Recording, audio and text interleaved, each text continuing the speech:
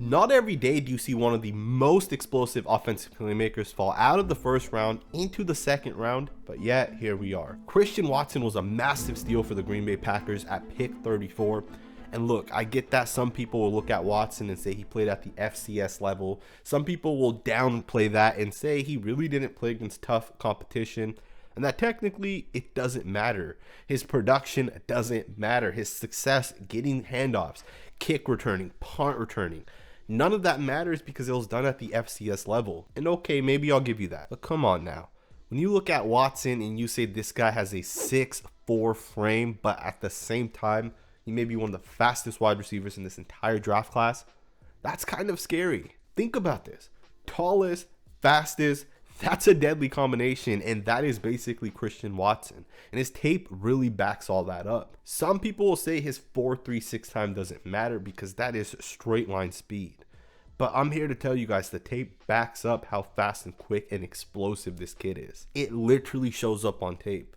Let's just get into some of that. Put on any tape of Watson's and you will see a combination of him stretching up, jumping over people making catches, or him taking an end around and picking up a ton of yards, while at the same time showing off his vision, his explosiveness, his ability to cut. But oftentimes what you don't see is how does he stem? How is he able to create separation? And that is kind of what we're going to focus in on right now. And we're going to start with this first play. Now, the quarterback does not throw Watson the ball. As soon as the play begins, you're going to see Watson hop step, set this route up to the outside, force the cornerback to open up to the left. And as soon as Watson has the cornerback open to the left, he's going to cut it back to the inside. And he's wide open.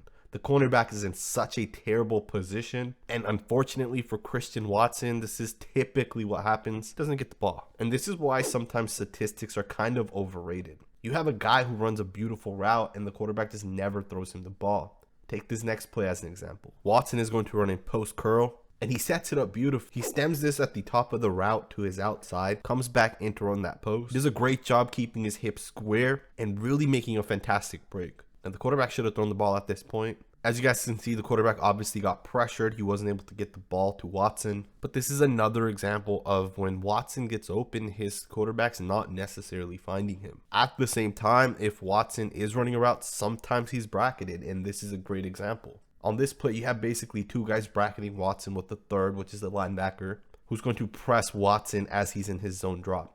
Christian Watson, if he wasn't double teamed or bracketed, would be the one guy that the defenses wanted to stop because they knew the game-changing abilities he had. Now, one of the ways that Watson won a ton of routes is basically by the quarterback throwing the ball up high. And I think that is where Watson will have the most success with Aaron Rodgers. Aaron Rodgers is deadly accurate, and these type of throws is something that Rodgers will be able to fit in with Watson. At 6'4", super high vertical. I see Watson and Rodgers having so much success. Honestly, I wouldn't be surprised if Watson has over 1,000 yards just this season. Now, earlier in the video, I said that Watson has 4.36 speed and the tape backs it up. Well, here's a couple of plays of the tape backing it up. On this play, Watson is going to run a post, but what he does before the actual route begins is what separates him from every other wide receiver in this draft class. First and foremost, he's going to come slowly out of his route to kind of make the defender think that he may be run blocking. Then he's going to stem his route and angle to the left a little bit, get the cornerback's leverage off balance, and then really just kick into the next gear. And from there, this is where that 4.36 speed really comes into play. On this next play, you're going to see Watson shuttle step to the inside and just kick into gear 10 to the right and just run a straight go route, and he just runs right by the cornerback. Had this been a better throw, had this been Aaron Rodgers throwing him the ball, this is a touchdown. Never underestimate how much a college quarterback can either benefit or basically hurt a prospect coming out of college. Christian Watson has production on tape. He's shown things that are very unique. Now look, some people are actually upset that the Green Bay Packers didn't trade up from pick 22 and try to target one of these top wide receivers. Chris Olave, maybe Treylon Burks, or one of these other wide receivers. And people are kind of upset, but what would it have actually cost to trade up from pick 22 up to maybe pick 17 to jump in front and take Treylon Burks? Or maybe you jump up to like pick 10 and take one of these other wide receivers. How much would that have actually cost, and is it actually worth it? At the same time, 6 wide receivers went before Christian Watson, and I doubt Watson will be the 7th best wide receiver in this class. In fact, I wouldn't be surprised if Watson ends up being one of the best wide receivers out of this class.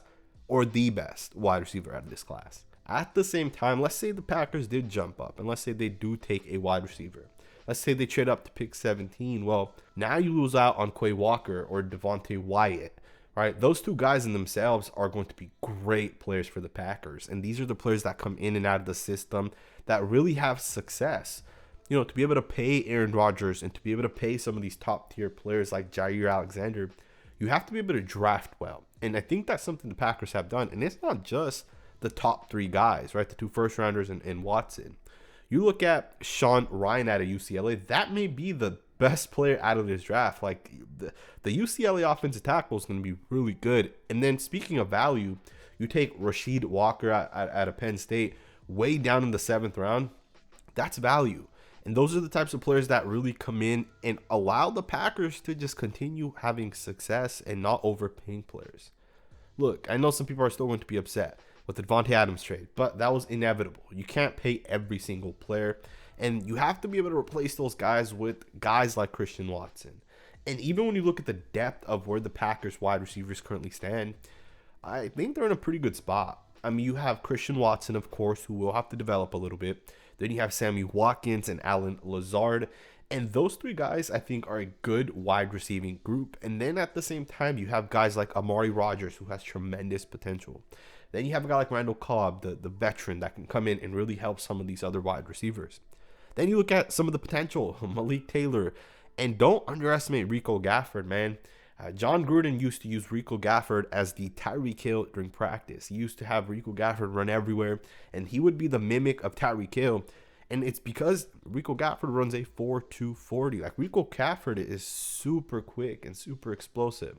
So never underestimate the players that are already on the Packers roster, and never underestimate Aaron Rodgers. Aaron Rodgers makes Devontae Adams great. Aaron Rodgers makes these wide receivers great. It's not the other way around. So I think the Christian Watson pick was such a great pick, especially to get a guy like that with pick 34. Deebo Samuel, maybe, potentially. Let me know what you guys think, man. Thumbs up, subscribe, and I'll see you guys next time with another video.